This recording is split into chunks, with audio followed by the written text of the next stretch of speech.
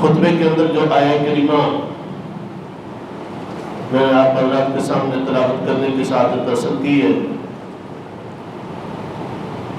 اس میں بھی اللہ رب العزت نے اپنی محبت ہی کا تذکرہ کیا، کیونکہ دنیا میں جو بھی بندہ کسی بھی مذہب سے تعلق رکھتا ہے، اگر اس سے پوچھے تو وہ کہتا ہے میں جتنی اللہ سے محبت کرتا ہوں کوئی اور نہیں کرتا۔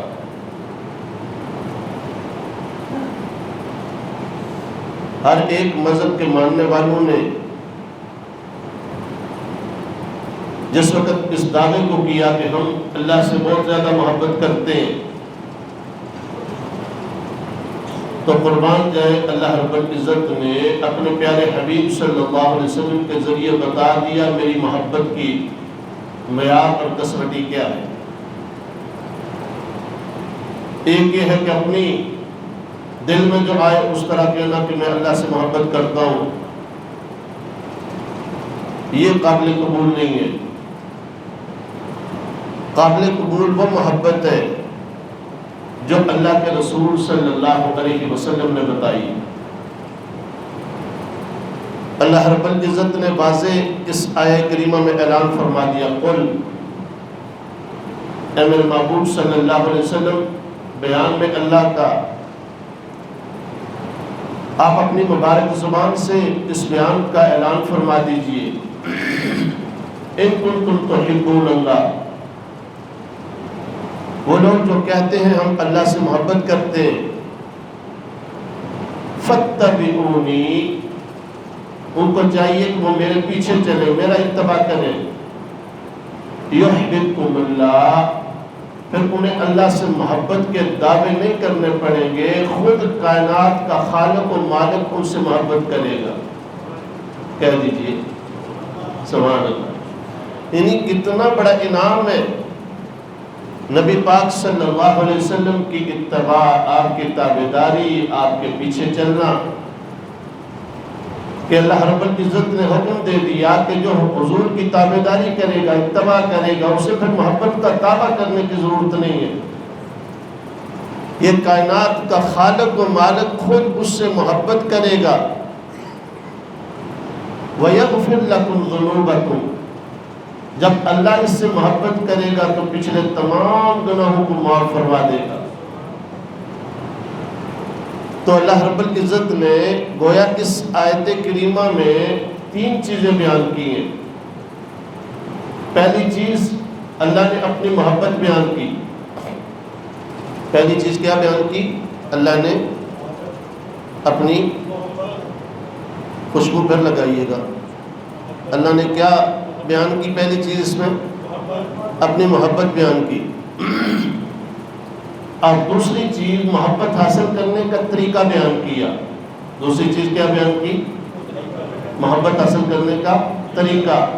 اور جس وقت محبت حاصل ہو جائے گی پھر انعام کیا ملے گا، نتیجہ کیا نکلے گا، وہ رزلٹ بھی اللہ نے بیان کر دیا۔ اب ہم دیکھتے ہیں کہ صحابہ کرام نے حضور صلی اللہ علیہ وسلم سے سچی محبت کی، بعد میں آنے والے جتنے ان کی محبت بھی بڑی اعلیٰ ہے، اللہ رب العزت سب کی محبت قبول فرمائے، لیکن سب سے پہلے جو حضور صلی اللہ علیہ وسلم کے سامنے بیٹھنے والی خوش نصیب ہستیاں تھیں، جنہیں اصحاب محمد کہتے ہیں، صحابہ کرام کہتے ہیں، جنہیں اہل بیت رضوان کہتے ہیں، انہوں نے جتنی حضور سے محبت کی بعد میں آنے والے اتنی محبت نہیں کر سکے، کیونکہ انہوں نے جان، مال، عزت، آبرو، گھر بار، اولاد، جائیداد، والدین، سب کچھ حضور پہ وار دیا۔ جتنا انہوں نے وارا اتنا بعد میں آنے والا کوئی نہیں وار سکتا۔ اور یہ خود حضور صلی اللہ علیہ وسلم فرمائے، میرے صحابہ نے ایک لب بھر کے جاؤ جو اللہ کے راستے میں خرچ کیے، اللہ کے ہاں ان کی اتنی قیمت ہے، بعد میں آنے والے احد پہاڑ جتنا سونا بھی خرچ کرے تو ان کے ثواب کو نہیں پہنچ سکتے۔ کیوں؟ حضور کی محفل میں جو بیٹھنے والے تھے حضور کے لیے سب سے پہلے قربانیاں دینے والے تھے، سب سے پہلے جو جان نچھاور کرنے والے تھے، ان کا ایمان بڑا وزنی تھا۔ کیوں؟ انہوں نے اپنے چہرے کی آنکھوں سے سرکار کا مبارک چہرہ دیکھا تھا، اپنے ان آنکھوں سے حضور صلی اللہ علیہ وسلم کا بدحا والا مکھڑا دیکھا تھا، تو ان کا معیار ایمان اتنا بلند ہوا۔ اللہ نے فرمایا فَإِنْ آمَنُوا بِمِثْلِ مَا آمَنْتُمْ بِهِ فَقَدِ اهْتَدَوْا، فرمایا جو بعد میں آنے والے اگر ایمان لانا چاہتے ہیں تو صحابہ کرام کی طرح ایمان لائیں۔ خود سوچئے، جن کا ایمان اتنا اعلیٰ ہے کہ اللہ نے اسے معیار ایمان بنا دیا، ان کا ایمان کتنا اللہ کے ہاں مقبول ہوگا۔ تو خیر عرض کر رہا تھا کہ انہوں نے سچی محبت کی حضور صلی اللہ علیہ وسلم سے، اور اتنی محبت کی کہ بعد میں آنے والے اتنی محبت نہیں کر سکتے۔ ان کی محبت کتنی تھی؟ شمیسی کا مقام ہے۔ عروہ بن مسعود جو بعد میں مسلمان ہو گئے تھے، اس وقت مسلمان نہیں تھے، قریش والوں کے سفیر بن کے آئے، اور آپ کو پتہ ہے جس بندے کو سفیر بنایا جاتا ہے یا کہیں اس کو وکیل بنا کے بھیجا جاتا ہے تو وہ بڑا پڑھا لکھا ہوتا ہے، بڑا سمجھدار ہوتا ہے، عام آدمی کو کوئی نہیں بھیج سکتا، اسی کو بھیج سکتا ہے جو باتیں کرنے میں ماہر ہو اور اگلے بندے کو اپنی گفتگو سے قائل بھی کر سکے، جس کے اندر ٹیبل ٹاک کا جو گیٹس ہے وہ پایا جائے۔ اور یہ عروہ بن مسعود وہ تھے کہ کئی بڑی بڑی محفلیں ان میں قریش کے یہ سفیر بن کے جاتے تھے، اور ان کو حضور صلی اللہ علیہ وسلم کے پاس سفیر بنا کے بھیجا گیا، قریش کے سفیر بن کے آئے۔ اب یہ حضور صلی اللہ علیہ وسلم سے گفتگو بھی کر رہے ہیں، اور ساتھ حضور صلی اللہ علیہ وسلم کے صحابہ کا وہ جو حضور سے محبت ہے، وہ ولولہ ایمان بھی دیکھ رہے ہیں۔ جس وقت یہ واپس جاتے ہیں قریش والوں سے بات کرتے ہیں حضور پاک کی، تو کہتے ہیں قریش والوں میری بات لکھ لو، تم محمد کا مقابلہ نہیں کر سکتے، تم محمد کا مقابلہ، حالانکہ اس وقت فتح مکہ بھی نہیں ہوا تھا، یہ 6 ہجری کی بات ہے، فتح مکہ سے پہلے کی بات ہے کہ حضور صلی اللہ علیہ وسلم کے صحابہ کرام کی تعداد بھی اتنی زیادہ نہیں تھی، 1400-1500 صحابہ کی تعداد تھی۔ اس وقت عروہ بن مسعود کہتے ہیں میں نے خود اپنی آنکھوں سے دیکھا ہے، محمد کے ماننے والے جتنی محمد سے محبت کرتے ہیں، آج تک میں دنیا کے کئی ممالک میں گیا، کسی بادشاہ سے اس کی رعایا کو اتنی محبت کرتے ہوئے نہیں دیکھا۔ بڑے سے بڑے بادشاہوں کو میں نے دیکھا، کیسر کو دیکھا، کسرا کو دیکھا، شام والوں کو دیکھا، یمن والوں کو دیکھا، فارس والوں کو دیکھا، میں بڑے بڑے بادشاہوں کی محفلوں میں بیٹھا، لیکن جتنے محمد کے ماننے والے اس سے محبت کرتے ہیں، کسی بادشاہ کے ماننے والے اس سے محبت بولیے نہیں کرتے۔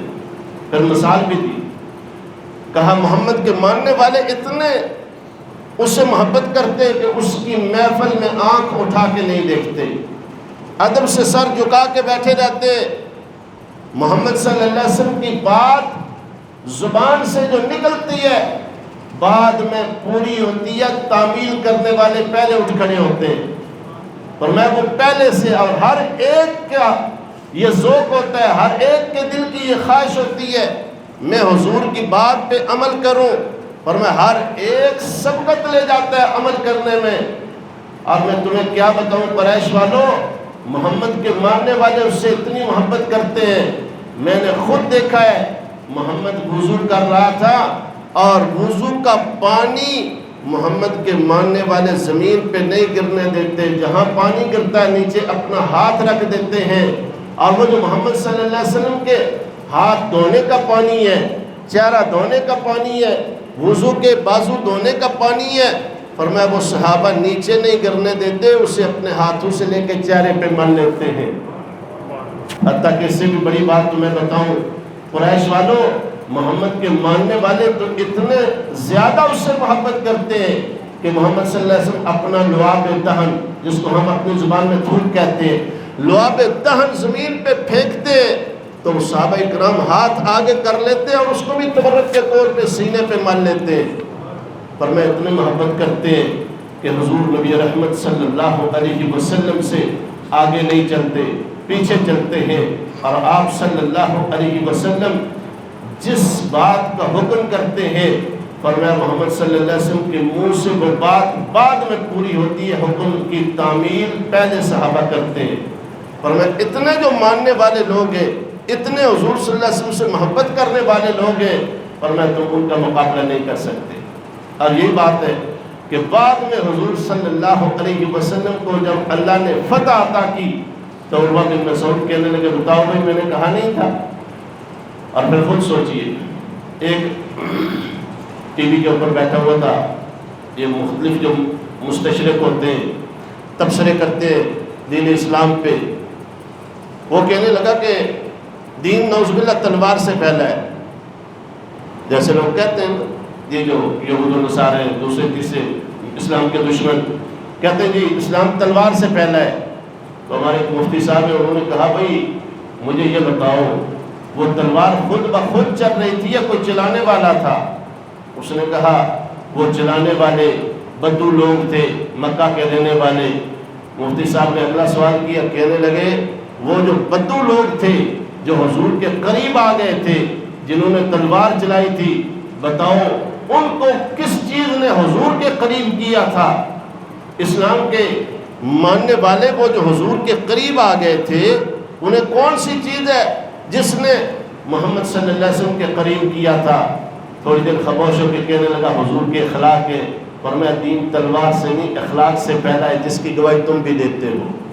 تو یہ دین حضور صلی اللہ علیہ وسلم کے اخلاق سے پھیلا ہے کہ آپ صلی اللہ علیہ وسلم کا کمال اخلاق تھا۔ قرآن کہتا ہے وَإِنَّكَ لَعَلَىٰ خُلُقٍ عَظِيمٍ، اور پھر اس خلق عظیم کا رزلٹ یہ نکلا کہ حضور کے صحابہ حضور سے کامل محبت کرتے ہیں، اور پھر محبت بھی اس درجے کی، اللہ اکبر، محبت بھی اس درجے کی، حضرت زید کو کافروں نے قید کر لیا اور قید کر کے ان کے لیے پھانسی کا اعلان بھی کر دیا۔ زید کو فلاں دن مکے کے چوک میں پھانسی پہ لٹکایا جائے گا۔ سننا مسلمانوں، زید حضور سے کتنی محبت کرتے ہیں، فرمایا فلاں دن زید کو پھانسی پہ لٹکایا جائے گا۔ اب سامنے پھانسی کا پھندا لٹکایا جاتا ہے، سارے مکے والے اکٹھے ہو جاتے ہیں، آؤ زید کو آج پھانسی لگاتے ہیں۔ زید کو بلایا جاتا ہے، بتایا جاتا ہے وہ دیکھو سامنے پھانسی کا پھندا لٹک رہا ہے، ابھی تھوڑی دیر کے بعد تمہیں لٹکا دیا جائے گا، ہاں اگر تم صرف اتنا کہہ دو تمہیں چھوڑ دیا جائے گا کہ نعوذ باللہ آج حضور یہاں ہوتے، میری جگہ محمد ہوتے۔ زید تڑپ جاتا ہے، آنکھیں سرخ ہو جاتی ہیں۔ زید کہتے ہیں تم نے تو بڑی دور کی بات کی ہے، اللہ کی قسم زید کی محبت رسول اتنا گوارا نہیں کر سکتی کہ میرے آقا مدینے میں موجود ہوں، آپ کے مبارک پاؤں میں کانٹا تک بھی چبھے، میں اپنے آقا کے پاؤں مبارک میں کانٹا تک چبھنا گوارا نہیں کر سکتا۔ یہ ایک جان ہے، حضور کی محبت میں اگر 1000 جان ہوتی ساری قربان کر دیتا، لیکن حضور کے لیے دعائے رحمتی کرتا رہتا، حضور کے لیے سلامی بھیجتا رہتا۔ تو میرے بھائیوں اور دوستوں، یہ محبت صحابہ کرام نے کی کہ جس کی گواہی قرآن نے بھی دی، جس کی گواہی احادیث نے بھی دی، لیکن انہوں نے صرف محبت کے میری آپ کی طرح نعرے نہیں لگائے، انہوں نے اتباع بھی کیا۔ آج مسلمان محبت رسول کے نعرے لگاتا ہے، محافل بھی کرتا ہے، اپنے لوگوں میں بیٹھ کے کہتا بھی ہے مجھے حضور سے محبت ہے، لیکن سوچئے تو صحیح کیا حضور سے جو سچی محبت کی قرآن نے ایک دلیل مانگی ہے میرے اور آپ کے پاس ہے؟ اگر ہم ٹھنڈے دماغ سے سوچیں گے تو ہمارا دامن اس دلیل سے خالی ہے، اور وہ دلیل کیا ہے؟ فرمایا قُلْ إِن كُنتُمْ تُحِبُّونَ اللَّهَ فَاتَّبِعُونِي يُحْبِبْكُمُ اللَّهُ۔ فرمایا ہے میرے محبوب صلی اللہ علیہ وسلم فرما دیجئے جو لوگ کہتے ہیں ہمیں اللہ سے محبت ہے وہ میرا اتباع کریں، میرے پیچھے چلے، جس وقت میرا اتباع کریں گے یحببکم اللہ، پھر میرا اللہ ان سے محبت کرنے لگے گا۔ اور صحابہ کرام نے جس وقت حضور کا اتباع کیا، حضور صلی اللہ علیہ وسلم کی کامل اتباع کی، اب صحابہ کرام کو اپنی زبانوں سے دعوے نہیں کرنے پڑے، بلکہ اللہ نے ان کے لیے سلام بھیج کے ان کے لیے کم و بیش 700 آیات میں ان کی شان بیان کر کے بتا دیا، یہ محمد کے ماننے والے، حضور کی تابعداری کرنے والے، میں اللہ ان سے راضی، یہ مجھ سے راضی۔ دیکھیے تو صحیح منظر کیسا ہے۔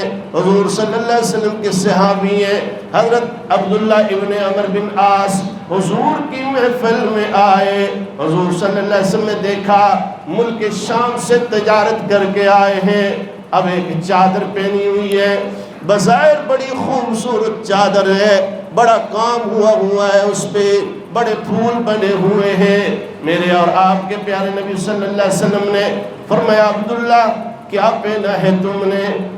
حیرت سے پوچھا، سوالیہ انداز تھا، گویا حضور صلی اللہ علیہ وسلم کو یہ پسند نہیں آیا، مردوں کے لیے یہ رنگ مناسب نہیں تھا، یہ خواتین کے لیے اچھا ہے، پھولوں والی چادر ہے۔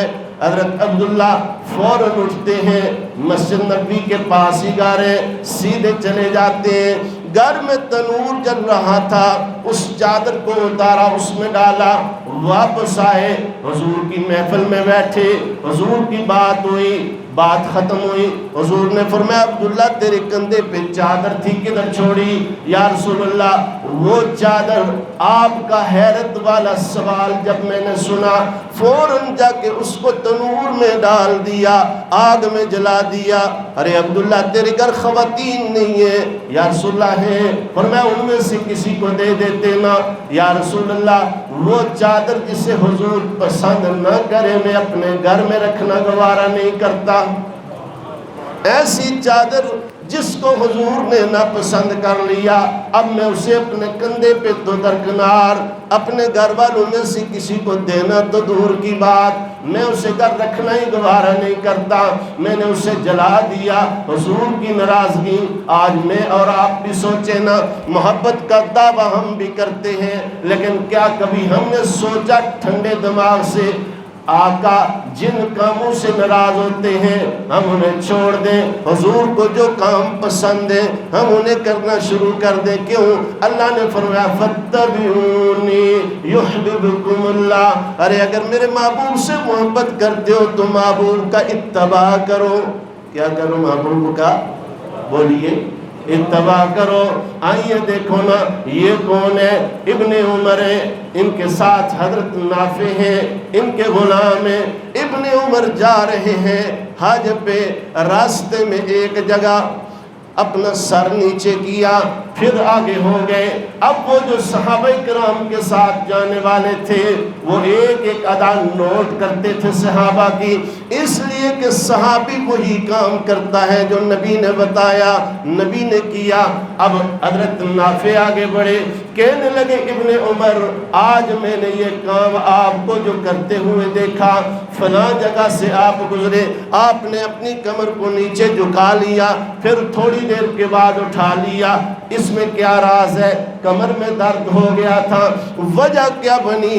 حضرت ابن عمر کہنے لگے ارے نافع میں جب حضور کے ساتھ جا رہا تھا، حضور حج پہ جا رہے تھے، یہاں کیکر کا ایک درخت تھا، اس کی ٹہنی جھکی ہوئی تھی، حضور نے اپنا سر مبارک بچانے کے لیے نیچے کیا، آج وہ درخت یہاں موجود نہیں ہے، لیکن جب میں یہاں سے گزرا میں نے کہا اپنے یار کی اس ادا کو زندہ کرتا ہوا چلوں، اپنے یار کی اس ادا کو میں نے زندہ کیا تاکہ حضور نبی رحمت صلی اللہ علیہ وسلم کی وہ ادا یہاں سے ٹھیک کرتے ہوئے میں جاؤں، حضور صلی اللہ علیہ وسلم کی اس ادا کو زندہ کرتے ہوئے، حضور کی یاد کو زندہ کرتے ہوئے یہاں سے آگے چلوں۔ تو میرے بھائیوں اور دوستوں یہ صحابہ کرام کا ایمان ہے۔ یہ کون ہے؟ انہیں عثمان ابن عفان کہتے ہیں، اور یہ عثمان ابن عفان حضور سے بڑی محبت کرتے ہیں۔ ایک دن حضور کی محفل میں بیٹھے ہوئے ہیں، دیکھا حضور کے چہرے پہ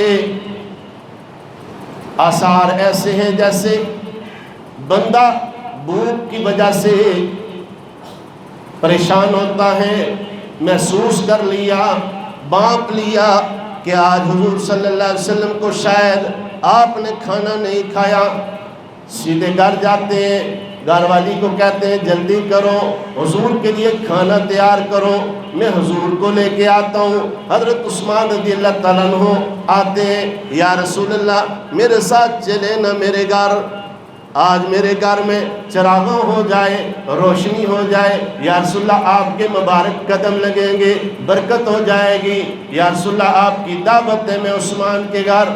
ظاہر دور داماد بھی تھے، تو حضور صلی اللہ علیہ وسلم فرمایا ٹھیک ہے عثمان ہم آپ کے ساتھ چلتے ہیں۔ اب حضور کو آگے کیا، پیچھے حضرت عثمان چل رہے ہیں، ساتھ حضرت انس بن مالک ہے۔ حضرت انس بن مالک فرماتے ہیں میں نے دیکھا عثمان کسی سے کوئی بات نہیں کرتے، حضور جو قدم اٹھاتے ہیں اسے دیکھ رہے، جو قدم حضور رکھتے ہیں اسے دیکھ رہے۔